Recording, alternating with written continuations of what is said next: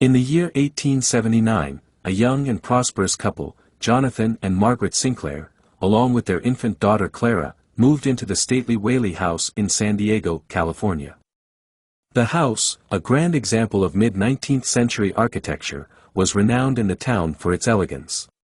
But it was also known for something more sinister. The site upon which it was built had once been used for public hangings.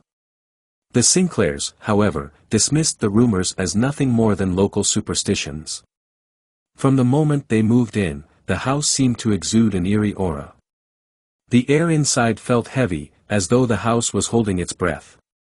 Margaret often caught glimpses of movement out of the corner of her eye, only to find nothing there when she turned her head. At night, Jonathan would wake to the sound of soft, muffled crying, but could never find its source. Clara, usually a quiet and happy baby, became restless, crying inconsolably whenever she was left alone in her room. As the days passed, the disturbances grew worse. The sound of footsteps echoed through the empty halls at all hours of the night, and doors would creak open and shut on their own.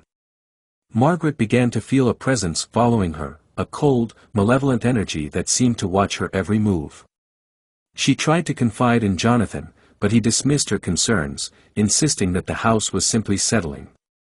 One evening, while Margaret was rocking Clara to sleep, she noticed the air in the room grow suddenly frigid. She wrapped her shawl tightly around herself and hummed a lullaby to calm her nerves. But as she did, the door to Clara's room slowly creaked open. Standing in the doorway was the faint outline of a man with a rope around his neck. Margaret screamed, clutching Clara tightly to her chest. The figure slowly advanced into the room, its eyes hollow and dark. "This is my house," it rasped, its voice a low growl that sent chills down Margaret's spine. "You do not belong here." Jonathan rushed into the room, but as he entered, the figure vanished, leaving behind only the lingering stench of decay. Margaret was hysterical, begging Jonathan to leave the house, but he insisted that they stay, determined to protect his family from whatever was haunting them. The next day, Jonathan sought out the town's priest, Father Murphy, a man known for his experience with exorcisms. Father Murphy agreed to visit the house, though he warned Jonathan that some spirits could not be so easily driven out.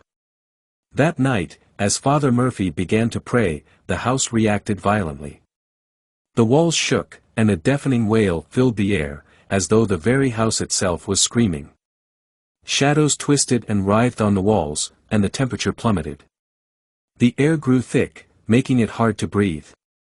As Father Murphy sprinkled holy water, the spirit of the hanged man reappeared, his eyes burning with rage. "You cannot rid this house of me," it hissed. "My blood is in these walls." Suddenly, Clara let out a blood-curdling scream. Her tiny body convulsed, and her eyes rolled back into her head. Margaret rushed to her, but Clara was burning with fever, her skin as hot as fire. Father Murphy redoubled his efforts, but the spirit only seemed to grow stronger, feeding on the family's fear. Margaret could only watch in horror as Clara's small body shook uncontrollably. Her cries grew weaker until, with one final, shuddering breath, she fell silent. The room was deathly quiet as the spirit of the hanged man let out a low, triumphant laugh before fading into the shadows.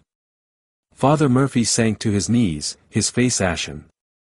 "This house is cursed," he whispered. "No one should live here."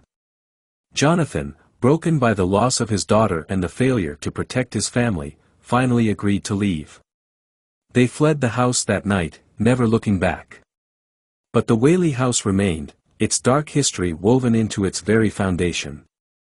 To this day, those who visit the house claim to hear the echo of Clara's cries, the whispers of the condemned, and the footsteps of a man who will never leave. The Sinclair's story became just another chapter in the long, haunted history of the Whaley house, a place where the past refuses to rest, and the dead walk among the living.